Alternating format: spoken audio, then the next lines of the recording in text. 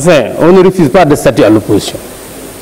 L'opposition a un statut moo tax nga taxaw fii di wax waxi opposition. Par contre li ñu définiragul te référendum bi ko mooy le statut du chef de l'opposition. Kan mooy chef bi loolu laa wax ne ñëw leen ñu waxtaan ci déedéet dama ne waaw yow Odia honorable Toussaint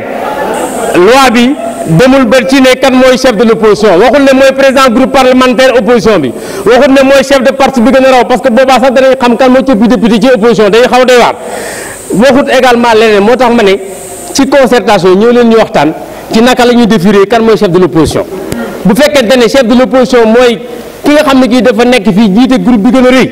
bu boobaa mën nañ ko nangu bu fekkee dañ ne ki nga xam ne kii moo fi nekk moom cundum nekk parti àndut ak kenn te ëpp fii député boobaa it ñu wax ko bu fekkee dañu ne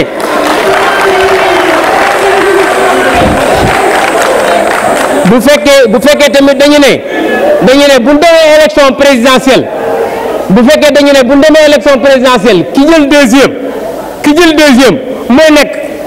chef de l'opposition ngeen xool ci seen yéen ku ci jiit ku nekk deuxième rek jël loolu kay amul problème ñëw leen ci waxtaan bi.